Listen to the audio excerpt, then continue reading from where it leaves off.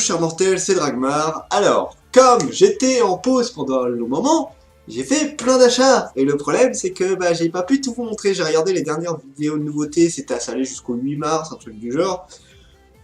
Autant vous dire qu'il y en a eu des achats entre temps. Le problème, c'est qu'effectivement, je sais plus trop ce que je vous ai présenté. Donc, bon, je vais pas vous représenter ceux de janvier et ceux de février, ça a déjà été fait. Par contre, mars, il y en a plein à vous présenter. Et il y a aussi ceux d'avril. Donc, ceux d'avril, je les ferai lundi, parce que samedi, dimanche, j'ai le live.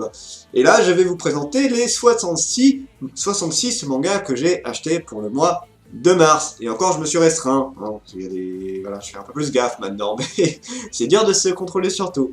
Donc voilà, je vais tout vous présenter, il y a de fortes chances que ça dure très longtemps, donc bon, je vais vous départager ça en plusieurs morceaux, et pour que ce soit plus simple, hein, vous repérez, enfin en tout cas, que vous n'avez pas un gros bloc d'1 heure à vous taper, voilà, là vous aurez plusieurs petites vidéos. On attaque, donc je vais essayer de prendre aussi ceux où il y a deux fois la même série. Alors, j'ai pris Globule une vie de jeune lapin, et en fait, du coup, ça c'est un peu plus aussi. Globule une vie de lapin, et c'est limite de l'arnaque, en fait, le deuxième en tout cas. Voilà, parce que... Ou alors, ça dépend dans quel ordre on l'a acheté. Alors, l'histoire de base, alors, un certain auteur de manga se retrouve après de multiples rebondissements à vivre avec un lapin. Pour plaire à cette jeune demoiselle aux jolis yeux globuleux, il décide de déménager, mais alors que commence cette nouvelle vie, rien ne se passe comme prévu. Donc, un auteur de manga fois un lapin aux yeux de globuleux égale une douce et heureuse vie. Un essai sous forme de gag en 4 cases, tout en douceur, dans lequel tous les propriétaires d'animaux se retrouveront. Donc, l'histoire de base, c'est tout simplement un mangaka qui montre son quotidien avec tout petit lapin globule. Voilà, et en fait, le truc, c'est que les deux tomes se ressemblent un peu dans le style où on retrouve un petit peu la même chose. Alors, lui, c'est le premier qui était sorti, de ce que j'ai compris, et ça, c'est nouveau. Et le truc, c'est qu'ils ont repris, du coup, des passages du premier, sauf que moi, j'ai lu celui-là en premier, et j'ai lu l'ancien après. Voilà. Mais voilà, alors, par contre, en tant que tel, c'est très sympa. C'est extrêmement sympa, c'est de la détente. C'est clairement de la détente, on voit un petit peu toute la galère qu'il peut avoir avec un lapin. Donc, est-ce que c'est la même chose pour tous? Je sais pas, mais à mon avis, bon, j'ai juste eu un chien, et des chats, tu sais que, voilà, selon la bestiole sur laquelle tu tombes, tu vas effectivement avoir des trucs assez rigolos. Donc on est sur quelque chose... Alors ça c'est sens français d'ailleurs, c'est assez marrant à voir. Donc voilà, on est sur quelque chose d'assez simple, tout mimi, et c'est juste là pour rigoler. Vraiment, on est sur de la très très grosse rigolade et de la détente. Hein. Cherchez pas une histoire et tout, on est juste là pour profiter de tout ce que peut proposer un lapin. Voilà, ça les deux premiers. Ensuite, nous avons Flying Witch. Alors Flying Witch, c'est le manga que je vous propose à chaque fois quand je parle de manga dit détente. Oui, je suis en train de mater un peu. D'ailleurs, je trouve que la couverture est super belle. Flying Witch, 7ème tome, déjà, mine de rien. Ça avance bien, ça avance toujours aussi bien. Alors, Flying Witch, qu'est-ce que c'est? Eh bien, c'est une jeune sorcière qui s'est retrouvée, du coup, à la campagne. Alors, vous attendez pas, là, Nigima ou des trucs du genre. Voilà, c'est des magiciens de la mort qui tuent. On est sur des magies très basiques, hein. C'est genre faire pousser les choses, voler tranquillement, voilà, c'est un peu Kiki la petite sorcière en fait, et on a quelque chose de très simple. D'ailleurs ça rapproche beaucoup Kiki la petite sorcière par rapport à Flying Witch, c'est à peu près la même idée. Donc voilà, on va suivre une jeune fille qui continue son apprentissage avec de la magie, avec de l'alchimie, voilà, elle va faire un petit peu plein de choses, elle va rencontrer d'autres sorcières, elle va faire la vie de tous les jours à la campagne, voilà, c'est un petit peu de fraîcheur, c'est juste pour profiter de la détente totale, et franchement, voilà, c'est agréable. Faut pas chercher midi à 14 h, c'est vraiment le manga que tu lis, juste pour te détendre, mais totalement, hein, il n'y a vraiment rien de plus. Donc voilà, bon, vite fait, à quoi ça ressemble, bon, je vous le montre assez souvent, c'est un manga que je présente très souvent, dès qu'il sort en général, je vous présente celui-là. Donc voilà, c'est de la détente, c'est rigolo, c'est sympa. Ensuite, nous avons Atreyu qui sera en 6 tomes, qui est par l'auteur de Code Geass, si je dis pas de bêtises. Ouais, normalement, si je dis pas de bêtises, c'est ça. Alors, l'histoire de base, c'est un jeune garçon qui a envie de vivre sa vie de tous les jours. Là, il est chronométré, c'est à telle heure, je fais tel truc. Voilà, je fais mes études, à tel âge, j'aurai une femme. Si je vois que c'est pas trop possible à cet âge, je repousse de quelques années. Enfin voilà, il a toute sa vie qui est programmée. Lui, le mec, il faut qu'il soit tout le temps organisé. Sauf qu'à un moment donné, eh ben, il va se rendre compte que c'est un peu le sauveur et un peu le destructeur de l'humanité. En fait, il y a une sorte de grosse boîte chelou qui est sur Terre, et en fait, elle n'obéit qu'à lui. Voilà, elle n'obéit qu'à lui. Et du coup, il y a un peu la vie et la mort des gens sur Terre, puisque s'il dit voilà, tu me déplaces dans l'espace ou dans un espace temporaire, tout ce que tu veux, bah le machin va le faire. Il peut tout exterminer et il peut aussi sauver la planète. Le truc, c'est qu'il sait pas trop le gérer. Il y a des organisations qui veulent se servir de lui en le forçant, d'autres qui essayent de lui faire comprendre qu'il pourrait sauver le monde. Voilà, on est un peu dans un mix de plusieurs choses, sauf que voilà, lui, avec tout ça, il veut qu'une chose, profiter de la vie, être peinard. Et c'est compliqué, c'est très compliqué. Donc, on est sur quelque chose qui est assez sympa. J'attends de voir jusqu'où ça va aller. Le deuxième tome a montré quelque chose de plutôt sympa. C'est vrai que je savais pas trop jusqu'où ça allait aller. On est un petit peu dans ce que je m'attendais sur le manga. Voilà, il y a ceux qui veulent le forcer, il y a ceux qui veulent se servir de lui, il y a ceux qui sont de son côté quand même, il y en a qui sont même de son côté. Voilà, on est sur quelque chose d'assez sympathique. Est-ce que ça va être vraiment génialissime? Je n'irai pas jusqu'à là, mais c'est un manga lambda qui est assez rigolo à voir. Voilà, c'est assez marrant le contraste de, voilà, là, tu peux sauver le monde. Ouais, mais moi je veux vivre ma vie. Voilà, c'est rigolo. C'est tout simplement rigolo.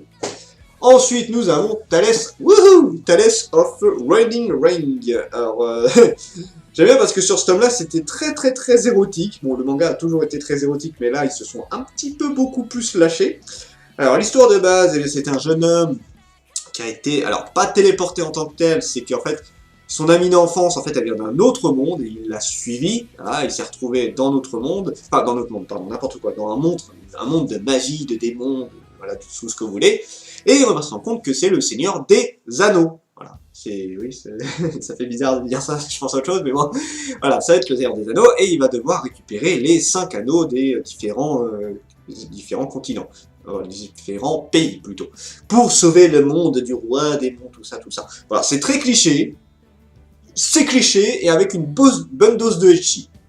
Mais c'est rigolo. Si vous le regardez avec un style pour le cul et une petite aventure tranquillou, vous allez être satisfait. Si vous attendez un peu plus, voilà, c'est autre chose. Mais c'est sympa.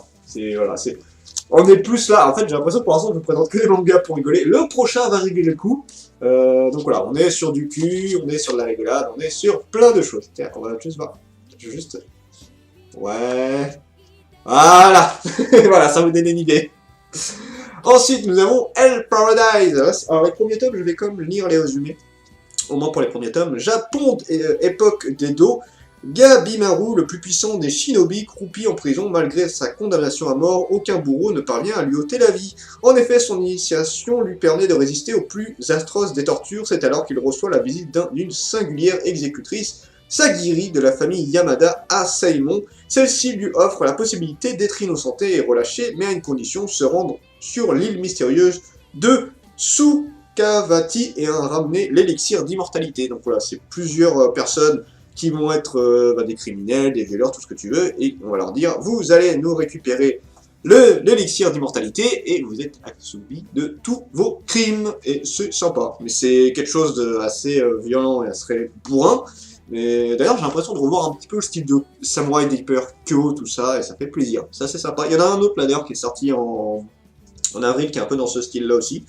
Donc c'est cool. Franchement, c'est très sympa. Donc bon, là, les premiers tomes, je vous en parle pas trop parce que je voulais même pas présenter celui-là, donc je vous les présenterai au fur et à mesure. Voilà, c'est sympa. C'est très sympa. Nous avons Après la pluie, qui avance toujours aussi bien. C'est un manga que j'apprécie tout particulièrement. Après la pluie, qu'est-ce que c'est? Eh bien, c'est une jeune fille qui tombe amoureuse d'un monsieur d'une quarantaine d'années. Elle a 18 ans. Le monsieur va rien faire. C'est un gentil monsieur, c'est un gentil papa. Le truc, c'est que, bon, il a plus sa femme, il est célibataire, il a juste un enfant, mais voilà, il est un peu en mode, merde, une jeune fille de 18 ans est amoureuse de moi. Oups. Il y est pour rien, il a rien fait du tout, hein. C'est vraiment elle qui est tombée sur le béguin sur lui, alors qu'il n'a rien fait, il a rien de particulier, il est pas moche, mais voilà, tu sais, le mec de la quarantaine, qui est pas spécialement fortuné, qui commence à avoir la calvitie, voilà, c'est un peu le cliché de le mec de la quarantaine, mais finalement, en fait, ça l'attire à fond. Donc on est un peu en mode, voilà, la fille de 18 ans qui, elle peut pas trop être avec lui, c'est un peu compliqué. Pour le mec, c'est un petit peu compliqué aussi, parce que c'est particulier, quoi. Donc non, c'est bien, c'est pareil, c'est un peu à la Fate Witch. Bon, là, on a une histoire quand même un peu plus poussée, c'est vraiment de la romance, tout ça. Mais je trouve que ça détend. Alors ça se finit un poil trop vite à mon goût, mais j'aime bien. J'aime beaucoup ce manga. Donc voilà, je vous montre juste quelques extraits du manga. Ensuite, nous avons Mushoku Tensei. Alors, c'est un manga que j'apprécie beaucoup, notamment par le fait qu'on voit évoluer les personnages. Qui est devenu super joli. Alors, l'histoire, eh bien, c'est un jeune, un mec qui a la quarantaine, encore, tiens, mais qui est un gros geek, et qui va se faire téléporter dans un isekai, dans un monde où il est réincarné en tant que bébé. Alors, je note quand même qu'il s'était fait dégommer par un camion en sauvant quelqu'un. Là, c'est juste, voilà, comme ça. Et du coup, il s'est dit, j'ai une nouvelle chance. Je vais essayer de faire en sorte que ça se passe bien. Donc il va apprendre la magie super vite, il va devenir ultra fort, en fait il a sa mentalité d'homme de 40 ans, donc bon, c'est un gros pervers, tout ça, mais ça c'est normal, donc non voilà, mais c'est rigolo en tout cas, et il va évoluer extrêmement vite, et il va un petit peu se balader dans cet univers, il va se faire téléporter dans la zone des démons, et il va essayer de retrouver papa, maman, et il va surtout évoluer dans ce monde avec la maturité qui va avec, parce que justement il va grandir assez vite, il grandit tel un homme classique, mais voilà, le manga, là, on l'a connu tout bébé, là il doit avoir, je sais pas quel âge il doit avoir entre 14, 15 ans, peut-être même 16 ans, je suis pas sûr, 16 ans ça me paraît un peu vieux. Voilà, entre 12 et 15 ans, je dis. Je suis même plus sûr de quel âge il a. Mais voilà, et là, le manga devient de plus en plus dur. Et c'est ça qui est cool, c'est qu'on évolue. On était dans quelque chose qui était très sympa, très rigolo. Et on est en train de monter crescendo dans quelque chose qui est très adulte et très très dur. Là, la dernière scène, je vais pas la montrer parce qu'elle est horrible. Et surtout, ce sera un énorme spoil. Mais franchement, ouais. Mushoku Tensei, je suis toujours aussi fan. Je suis pas aussi fan que le Rising of the Shield Hero. Mais j'apprécie toujours autant lire ce manga. Je le trouve super. Ensuite, nous avons La Princesse et la Bête, 5e tome. Pareil, c'est un manga que j'apprécie beaucoup, qui est très porté... c'est shoujo, hein, c'est un shoujo, mais que je trouve que même un mec peut le voir sans problème. Oh, j'adore la couverture. Voilà, c'est ça. Yeah! Alors, l'histoire, eh bien, c'est une jeune fille qui devait servir de sacrifice pour un roi démon. Le problème, c'est qu'il s'est un petit peu entiché d'elle, voilà, en fait, elle est tellement habituée, enfin, elle était tellement prête à être sacrifiée qu'elle en avait même plus peur, elle était en mode, bah, voilà, je suis là en sacrifice, tuez-moi. Sauf que du coup, ça l'a fait un peu chier, le roi, et du coup, il a décidé d'en faire sa reine. Sauf que c'est très mal vu par les autres démons, une humaine, ça ne peut pas devenir reine du royaume des démons, du coup, elle va devoir passer plein d'épreuves pour se faire accepter. Et là, on est un peu en mode la découverte que les démons n'aiment pas du tout les humains. On s'en rend compte très rapidement. C'est pareil, les humains ne peuvent pas supporter les démons. Mais on se rend compte que certains démons sont très sympas, qu'il y en a qui sont juste, qui ont peur des humains. En fait, c'est drôle, c'est que les démons ont peur des humains et inversement, en fait. C'est surtout de la grosse peur qu'ils ont entre les deux. Et c'est plutôt sympa, donc là on a un amour un petit peu interdit entre une humaine et un démon, c'est super touchant, c'est très agréable à lire, et franchement, je vous le conseille, c'est super beau à voir. Ensuite, nous avons La Lanterne de Nyx. Alors, La Lanterne de Nyx, c'est le premier tome pour l'instant, 1878, Nagasaki, alors que le commerce de produits étrangers est en pleine effervescence, la jeune Miyo trouve un travail chez Momotoshi, un marchand excentrique revenu de l'exposition universelle de Paris avec toutes sortes de merveilles, robes à l'européenne, chocolat au lait, machine à coudre, phonographe, lanterne magique, un monde nouveau et enivrant s'ouvre à Miyo dans ce récit à cheval entre un Japon en pleine modernité et la France de la belle époque. Donc en clair, c'est tout simplement le Japon qui découvre toute la nouveauté de l'autre monde, notamment la France. Alors c'est un manga que je trouve très sympa. C'est assez drôle en fait de voir du coup, le Japon qui découvre toute la mode française, que ce soit au niveau des habits, que ce soit au niveau de la technologie, du confort moderne, tout ça, c'est assez marrant à voir, et du coup tu vois aussi la façon de faire du Japon. Donc c'est plutôt sympa. Après j'ai fait une reproche, non j'aurais pu en parler, faudrait que j'en parle de toute façon en avis manga, mais là j'en parle comme ça. Le seul petit reproche que je pourrais faire, c'est qu'en fait ils ont mis une sorte de pouvoir à la fille, que c'est quand elle touche un objet, elle peut voir à quelle personne ça pourrait bien aller ou à quelle personne ça a appartenu. Ça aurait pu être intéressant en soi, mais c'est tellement pas exploité dans le manga. Au final, tu le vois quand elle l'explique et puis c'est tout, basta, allez, on passe à autre chose.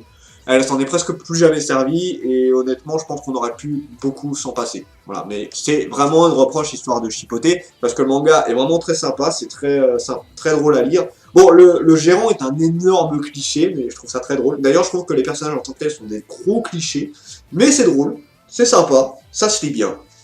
Et je pense que c'est une bonne découverte pour beaucoup de gens, donc ouais, franchement, La Lanterne de Nyx, ça valait le coup. Je suis très content de l'avoir lu, et j'attends la suite avec impatience. Nous avons Ken N. Je trouve les couvertures de plus en plus drôles, en fait. Toutes mimi, toutes jolies. Alors, Ken-En, comme un chien et singe. Alors, l'histoire, c'est une race d'hommes singes qui vit près d'un temple et près d'un village humain surtout. Et leur seul moyen de procréer, c'est de capturer des femmes pour en faire des femmes qui accouchent d'hommes singes, en clair, tout simplement.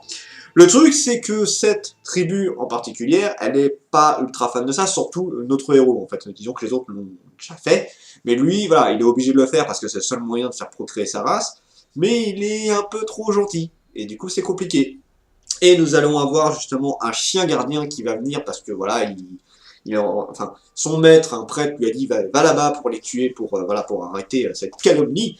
Le problème, c'est qu'il se rend compte qu'ils sont pas méchants du tout. Et du coup, c'est un petit peu problématique, c'est que c'est compliqué de tuer quelqu'un qui est pas méchant en soi. Voilà.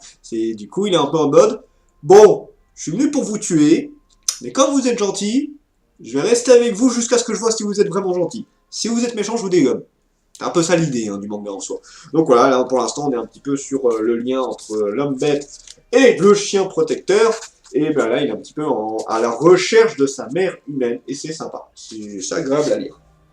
Ensuite nous avons Jusqu'à ce que nos os pourrissent. Et c'est l'avant-dernier tome. Avant-dernier, j'attends que ça, j'attends la suite, j'attends le final. Parce que franchement c'est génial, je trouve ce manga vraiment très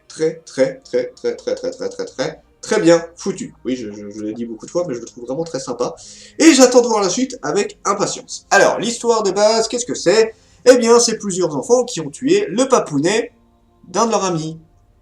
Pourquoi? Parce que c'était un connard. Alors en fait, justement, on commence à se poser beaucoup de questions sur lui, mais on va dire que c'est un connard pour l'instant, on attendra le final pour voir si c'était vraiment un connard, qui maltraitait, enfin bon, il a quand même maltraité énormément son fils et tout, je pense qu'il était pas sain dans sa tête, et du coup ils l'ont tué, et ils se sont fait la promesse, voilà, ils ont chacun récupéré un morceau du corps, donc un os, un morceau d'os du corps, et se sont fait la promesse, nous serons toujours amis, on sera toujours confiance. Et plusieurs années plus tard, enfin chaque année ils y vont pour revoir le cadavre, et au bout de plusieurs années, en fait, ils vont se rendre compte que le cadavre n'est plus là. Le cadavre s'est fait trouver. Et du coup, quelqu'un va les faire chanter. Voilà, si vous ne faites pas telle chose, je dis à tout le monde que vous avez tué cette personne. Donc là, le but, ça va être d'essayer de retrouver le cadavre, essayer de retrouver qui a fait ça, et surtout, être obligé de faire ce que l'autre leur dit, jusqu'à ce qu'ils réussissent à s'en sortir. Et c'est vraiment très sympa. Ça change un peu parce qu'en fait, on a toujours ce truc de l'amitié avec le fait que, voilà, on est tout gentil, on est tout content, et plus on avance dans l'histoire, plus on se rend compte que, non, en fait, je suis un gros connard, et toi aussi t'es un connard, et toi aussi t'es un connard. Donc bon, il y a un petit peu de ça, mais ils sont vachement attachés par cette promesse, et ça change. Je suis pas fan en général des trucs d'amitié, mais là, je trouve ça assez cool, c'est plutôt bien foutu, et je m'accroche vachement bien au personnage. Donc jusqu'à ce que nos os pourrissent, cool, très cool, et j'attends le final, et j'espère franchement qu'ils vont bien le gérer.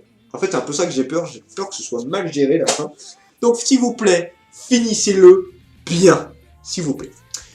Grand Blue Fantasy, qui est un cliché absolu, et j'ai du mal à le lire, en fait, parce que c'est trop cliché. Alors, j'allais dire pire, je suis très fan de Fairy Tail, mais en fait, le gros truc que je reproche à Fairy Tail, c'est l'amitié qui est très chiante dedans. Et là, c'est à ce niveau-là, voire un peu plus. Enfin, peut-être pas un peu plus, mais en tout cas un peu plus. Même degré, c'est sûr, et peut-être un peu plus. Donc l'histoire de base, c'est un jeune héros qui va sauver une jeune fille, enfin sauver, il s'est fait dégommer, et en fait la jeune fille, qui est une sorte de prêtresse élue des dieux, tout ça, va le ramener à la vie, et maintenant ils vont être liés à la vie et à la mort, tous les deux.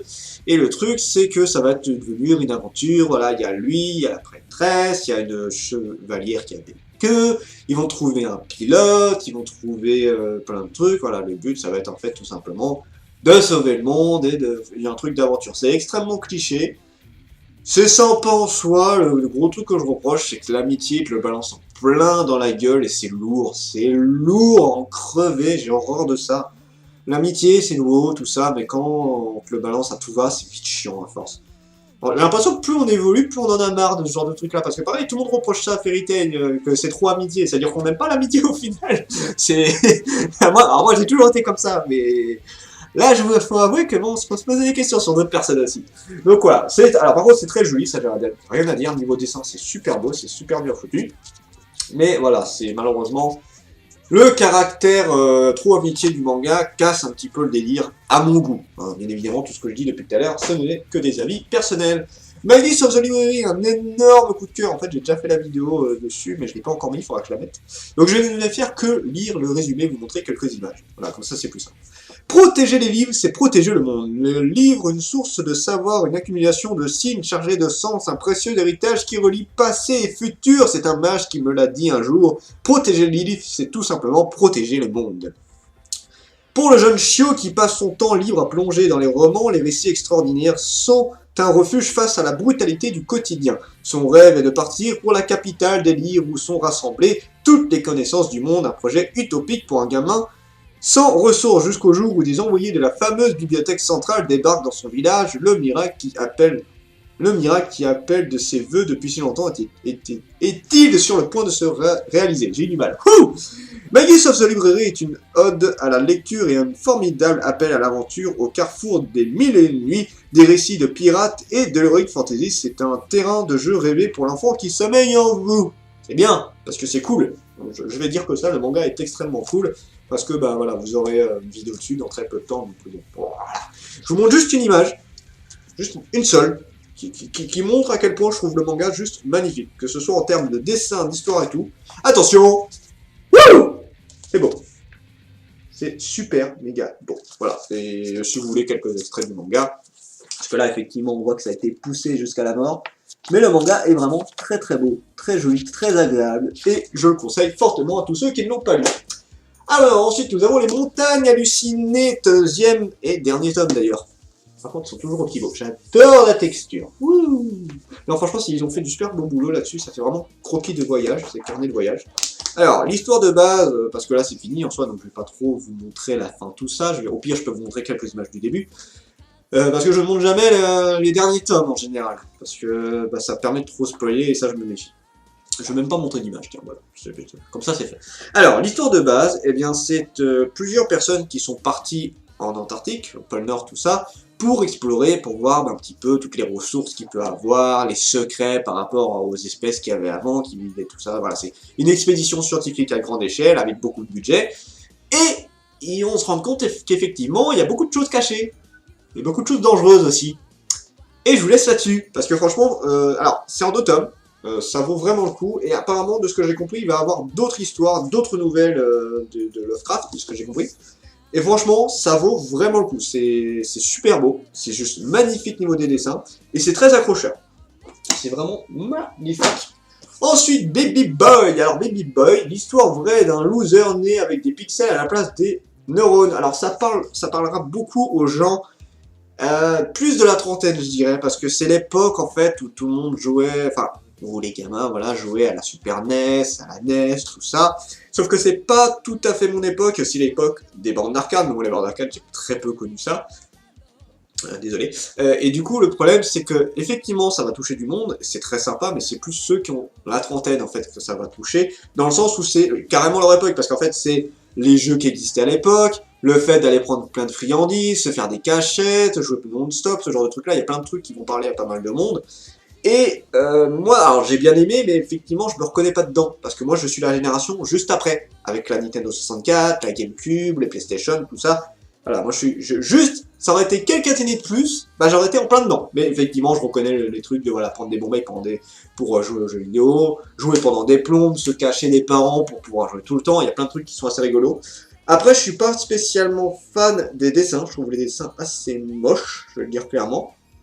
Mais bon, après, voilà, t'es plus là pour profiter un petit peu de l'histoire. Donc, c'est sympathique. Ça se lit plutôt bien, mais voilà. Pour quelqu'un qui connaît pas vraiment cette époque, je sais pas si c'est un énorme intérêt en soi. Je suis pas sûr. Donc, voilà. À voir. À voir selon votre âge, en fait. Je dirais ça comme ça. Beastor, nous sommes déjà au 3e tome. Dans la couverture. Oh yeah. Alors, l'histoire, eh bien, ce sont les carnivores et les herbivores qui vivent en symbiose. Oui et non, puisqu'ils vivent ensemble. Avec, dans une société où tu sens quand même que les carnivores sont assez craints. Et du coup, bah, en fait, voilà, là, on est dans une école avec Legoshi, un loup qui fait peur à tout le monde alors qu'il est ultra gentil, Louis qui est le cerf, voilà, majestueux, tout ça, qui est la grande star, et plusieurs autres bestioles, et en fait, voilà, on va vivre un petit peu, on va voir un petit peu comment cette société fonctionne, on va se rendre compte de plusieurs choses, du coup que oui, les carnivores sont extrêmement craints, qu'il y a pas mal de secrets du côté des carnivores, que les herbivores ont aussi leur faiblesse, leur force, il y a pas mal de trucs qui sont assez intéressants en soi. En fait, ça fait beaucoup penser à Zootopia et un petit peu à notre société, mais vu d'une façon animale. Et c'est vraiment très sympa. Plus on avance, plus on rentre dans un sujet qui est très adulte, et c'est cool. Ça, c'est vraiment très cool. Donc Beastars, non, franchement, je vous le conseille très fortement. C'est juste magnifique. Et j'ai très hâte de voir la suite.